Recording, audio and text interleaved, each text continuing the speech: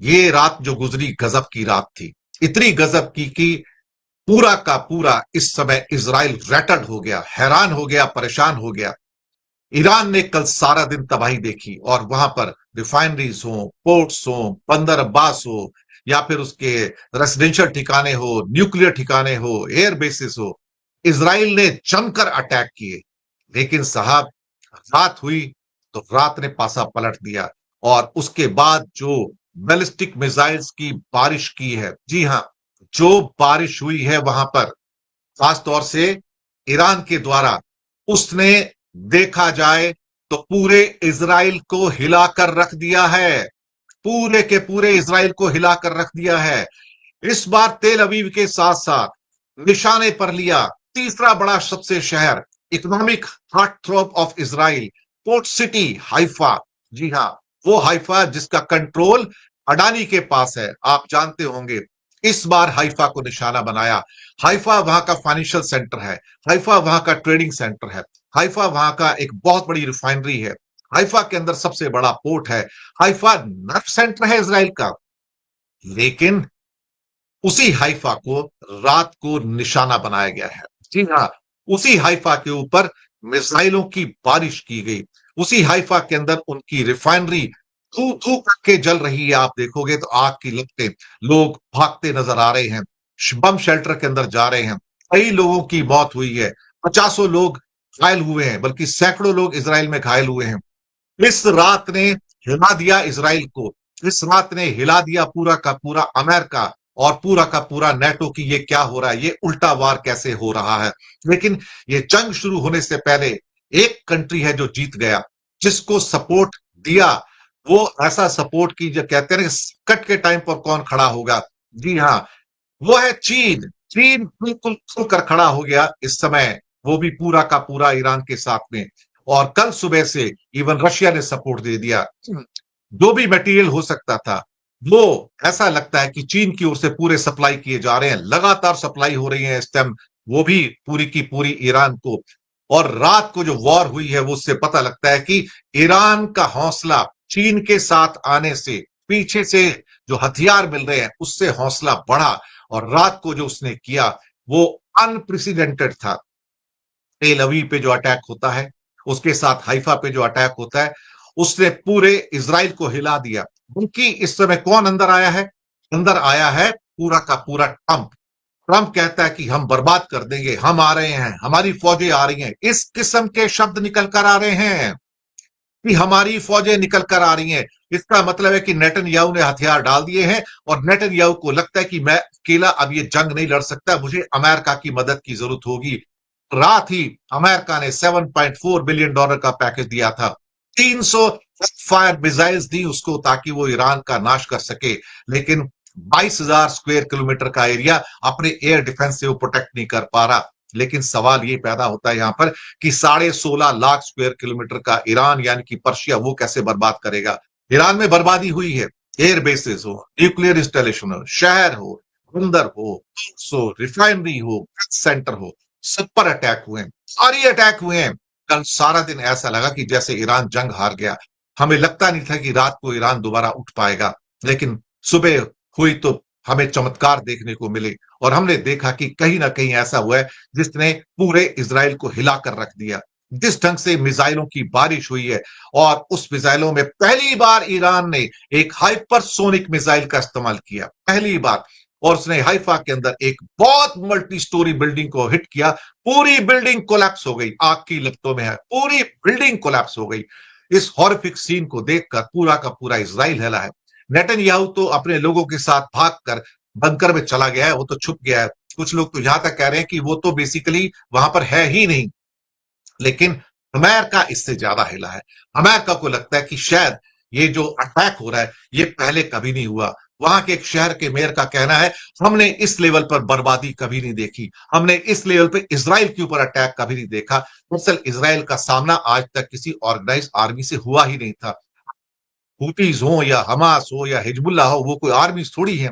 वो तो ग्रुप्स हैं जो काम करते हैं, उनके पास ना नेवी है ना एयरफोर्स है। लेकिन एक बात बड़ी पक्की है कि यहां पर अगर कूटनीतिक रूप से कोई हारा है तो हम हिंदुस्तानी हार गए, क्योंकि हम इजराइल की ओर मुड़ते चले गए और हमने क्या कहते हैं कि ईरान को अकेला छोड़ दिया। जयशंकर ने बात तो की, लेकिन उसके अंदर दम नजर नहीं आया, क्योंकि उसकी मदद करने को जो आदमी आया वो चाइना आया। फू कॉन्ग उनके रिप्रेजेंटेटिव कहते हैं कि तुम जालिम हो और तुम जो कर रहे हो गलत कर रहे हो। इसराइल जो कर रहा है गलत कर रहा है और उसको रोका जाना चाहिए इमीडिएटली। और फिर खुलकर अपनी सपोर्ट दिया। और इसके साथ में नेतन्याहू ने भी जो पुतिन से बात की थी, पुतिन ने उसको क्रिटिसाइज किया कि तुम ये क्या कर रहे हो, लेकिन नेतन्याहू के ऊपर एक पागलपन सवार है, पागलपन सवार है। ये कुछ फोटोग्राफ जो रात के हमले के हैं मैं आपको दिखाना चाहता हूं, जो कि ईरान के हमले थे। और जो बारिश की है उसने, जी हां, बारिश की है उसने पूरी की पूरी मिसाइलों की हाइफा के ऊपर, तेल अवीव पर। ये उसका एक प्रमाण है कि आप रोकोगे तो कितने रोकोगे। कोई भी एयर डिफेंस सिस्टम हो 60, 70, 75, 80% तक रोक पाएगा, लेकिन बाकी 20% तो आपको डैमेज करेंगे ना। वही चाल चली है शायद मुझे लगता है रात को ईरान ने।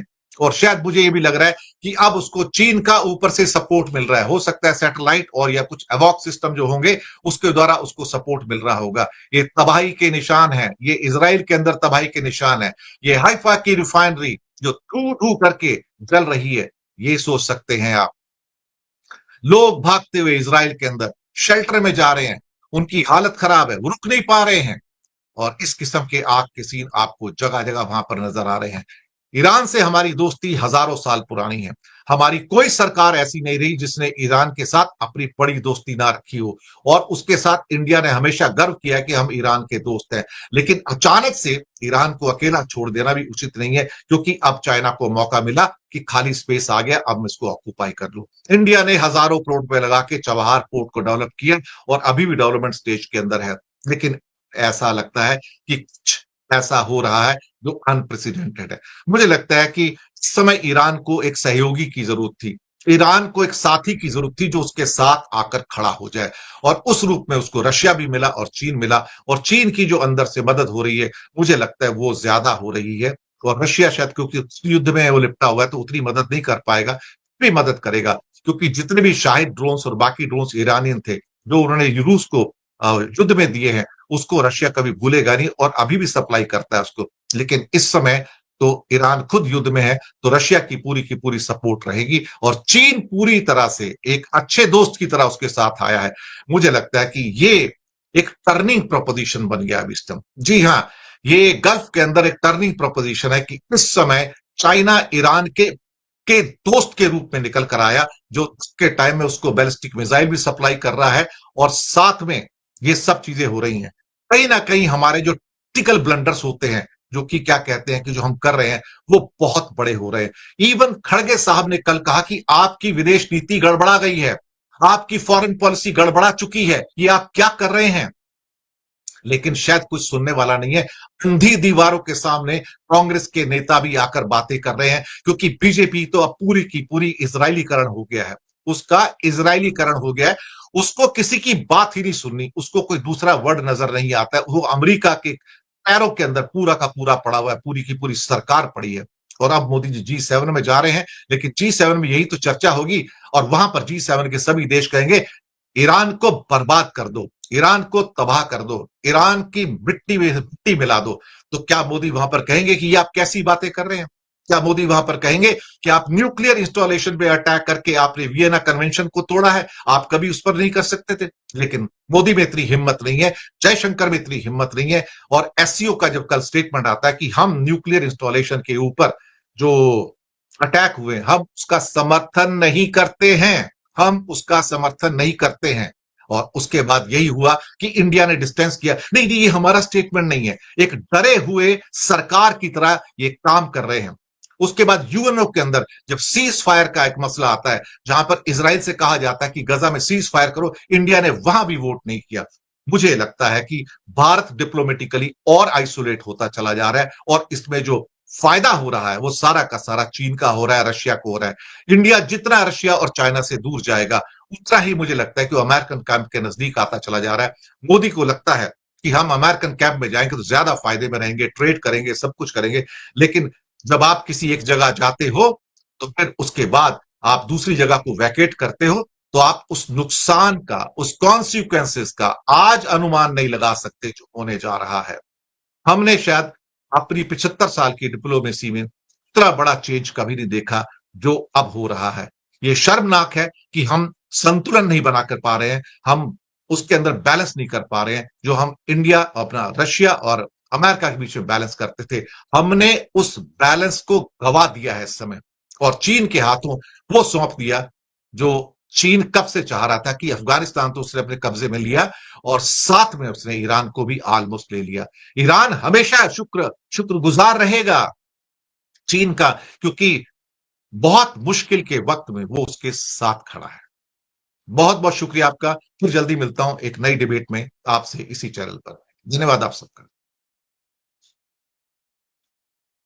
अस्सलाम वालेकुम दोस्तों, क़यामत की रात गुजरी है इसराइल पर, और इसराइल के मंजर आप देखकर ये कहेंगे कि ये इसराइल नहीं है, ये तो गजा है। दोस्तों, इसराइल गजा बन चुका है। इतनी खतरनाक किस्म की तबाही हुई है इसराइल पर। सुबह सुबह तबाही फेर दी है। ईरान ने मुकम्मल तौर पर आप समझे कि इसराइल घुटने टेक कर बैठ चुका है। इसराइल पर दोस्तों ऐसा हमला किया जा रहा है कि बचने के चांसेस भी मुश्किल हो रहे हैं। पूरा इसराइल हिल चुका है। तेल अबीब को आपको पता है कल भी हिट हुआ था, आज बहुत खतरनाक तरीके से हिट हुआ है हाइपरसोनिक मिसाइल से। और अब दोस्तों हैफा सिटी, जिसमें यहाँ पर बहुत बड़ी पोर्ट सिटी है, बहुत बड़ी ऑयल रिफाइनरी है, इसराइल का ट्रेड सेंटर है, वहां पूरा का पूरा ये समझे कि हैफा को तबाह कर दिया गया है हाइपरसोनिक मिसाइल की जानिब से। दुनिया में सबसे ज्यादा ये कहा जाता है कि इस रीजन में सबसे ज्यादा जो मिसाइल रखने वाला मुल्क है वो ईरान है, और उसने आज जखीरा सामने लाया है। पहाड़ों में दोस्तों जहाँ पर छुपा कर रखे हुए थे, किसी को पता ही नहीं था, वो आज लाए हैं और रात को इतनी खतरनाक किस्म की तबाही फेरी है कि हैफा को तबाह कर दिया है। तकरीबन कहते हैं कि 5 इसराइली मारे जा चुके हैं, लेकिन 200 बंदे जो लापता है वो मलबे में दबे हुए हैं। वैसे ही जैसे हमारे गजा वाले दबे होते थे ना, तो ये इसराइली दोस्तों शराब पीकर तालियां बजाते थे। आज हमें तालियां बजानी चाहिए, क्योंकि 200 बंदा अभी भी मलबे में दबा है, और दोस्तों वो मरेगा। सैकड़ों इसराइली जख्मी हो चुके हैं, और चीन, पाकिस्तान और रूस पूरी तरह ईरान के साथ खड़े हैं। लेकिन दोस्तों नकम्मा और नखट्टू भारत, जिसने चाबहार पोर्ट ईरान से ली हुई है, वो ईरान के खिलाफ है, और ईरान के खिलाफ वो इसराइल को सपोर्ट कर रहा है। ईरान को अब देखना होगा कि वो चाबहार पोर्ट भारत को ही देगा, फिर वो दोस्तों गवादर के साथ वो पाकिस्तान के हवाले कर देगा, और उसका बड़ा फायदा होगा। और इसके बाद आप देखना है वो ईरान पाकिस्तान के हवाले करने वाला है। ईरान को रूस अपना शैतान मिसाइल भी दोस्तों देख रहा है, शैतान इसे कहते हैं, वो भी दिया है। और कहा यह जा रहा है कि पूरी की पूरी दोस्तों तकरीबन 75 मंजिल एक बिल्डिंग आपको दिखेगी। मैं यहाँ पर तस्वीरें तो उसकी मुश्किल है नहीं दिखा सकता। वो पूरी की पूरी बिल्डिंग एक ही झटके में जमीन दोज हुई है, और वो कहते हैं कि शैतान से हुई है। इतना खतरनाक हमला था कि अब लोगों के दिलों में ठंडक पड़ गई है। और दोस्तों इस हमले से एक बड़ा फायदा ये हो रहा है कि गजा वाले लोग अब इत्मीनान से हैं, क्योंकि उन पर हमले रुके हैं। नेतन्याहू ने हथियार डाल दिए है, और ये कहा जा रहा है कि वो मुल्क से भाग कर चला गया है। ट्रंप को दोस्तों खुजली होना शुरू हो गई है। ट्रंप कह रहा है कि हम अपनी फौजें भेज देंगे, हम जाकर ईरान को तबाह कर देंगे, ये कर देंगे, वो कर देंगे। ट्रंप एक तरह से पागल जो नहीं होते वो हो गया है। नेतन्याहू ने हथियार डाल दी है। अब ये कहा जा रहा है कि इसराइल सरेंडर कर चुका है। लेकिन दोस्तों वहीं पर देखें, पिछली बार जब पाकिस्तान के इमरान खान रूस पे गए थे, रूस ने यूक्रेन पर हमला कर दिया था। इस बार हमारे आर्मी चीफ कल परेड में गए हैं, तो एक दिन पहले दोस्तों हमला हो गया ईरान पर। यानी ये पाकिस्तान